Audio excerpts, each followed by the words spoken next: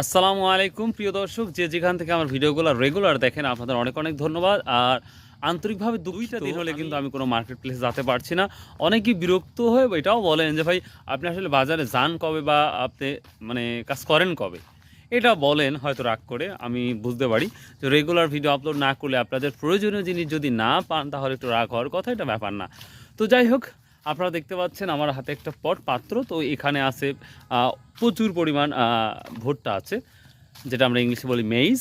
তো at the time এই সময়টা আমি এখন এই ভুট্টাই লাগানোর ট্রাই করবো ইনশাল্লাহ। তো আমার 8 কাঠার মতো জমি, তো আশা করা যায় একলাই লাগা শেষ দিব, অর্থাৎ শেষ করব ইনশাল্লাহ। প্রে ফর মি, আমার জন্য দোয়া করুন, ইনশাল্লাহ লাগাতে পারি।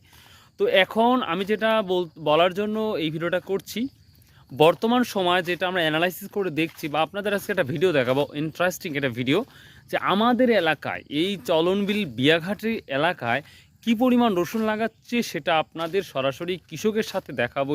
কৃষক এবং যারা যে সকল কৃষক কাজ করতেছে তাদের সাথে কথা বলে বিভিন্ন তথ্যগুলা তুলে ধরার চেষ্টা করবো ইনশাল্লাহ। তো যাই হোক, যে কথা বলতে চেয়েছিলাম বা চাচ্ছি, বর্তমান এত পরিমাণ লাগানো হচ্ছে, এটা না দেখে আর বিলিভ করা যাবে না। আমি আর একটা ব্যাপার, কালকে চাষকর বাজার গুরুদাসপুর নাটোরে যেই পরিমাণ রসুন আমদানি হয়েছিল, অনেকেই বলছে যে ইতিহাস, স্টোরি, একটা ইতিহাস হয়ে গেছে যে চাষকর বাজারে এত পরিমাণ রসুন উঠছে। তো দাম তুলনামূলক কিছুটা অবশ্যই কম ছিল, এটা তো বলার বাহুল্য, এটা বলতেই হবে। আর তো এখন আমি ভেবে দেখলাম, আমিও রসুন লাগানোর ইচ্ছা ছিল, 8 কাঠ রসুন লাগাবো। তো দেখলাম যে এই পরিমাণ রসুন লাগাচ্ছে মানুষ, সেই ক্ষেত্রে ভুট্টাটা লাগালে কেমন হয়। তো আমি রিস্ক না নিয়ে 1000 টাকা কস্ট করে আমি ভুট্টা লাগানোর জন্য একবারে অলরেডি এখন আমি লাগানোর জন্য প্রস্তুতি নিচ্ছি, আপনারা দেখতে পাচ্ছেন। তো এখন প্রশ্ন হচ্ছে যে ভাই আপনি কি ভুট্টা লাগাচ্ছেন। তো আসলে এখন হয়তো আমি একটা ভুট্টার নাম বললে হয়তো আপনারা যদি লাগান, ভালো ফসল না হলে হয়তো রাগও করতে পারেন, এই জন্য আমি ভুট্টার নামটা বললাম না। যদি পরবর্তী ভুট্টার যদি ফসলটা যদি ডেভেলপ হয়, ভালো হয়, তাহলে নিঃসন্দেহে আপনাদের অবশ্যই বলবো যে এই ভুট্টার জাতটা ভালো ভাই, আপনারা লাগাতে পারেন, সেই ক্ষেত্রে বলতে পারি। তো যাই হোক, তো এই কারণেই কিন্তু আমি আজকে ভুট্টা লাগানোর সিদ্ধান্ত নিয়েছি যে না, আমি আর হচ্ছে রসুন লাগাবো না, ভুট্টাই লাগাবো।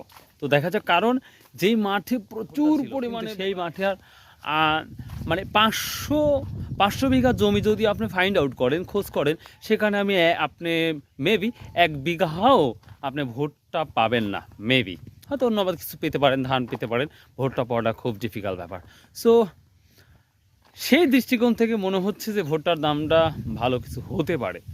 সো আপনাদের ভেবেচিন্তে দেখুন, এই যে দেখতে পাচ্ছেন, এটাই সেই আমার ল্যান্ড, জমি।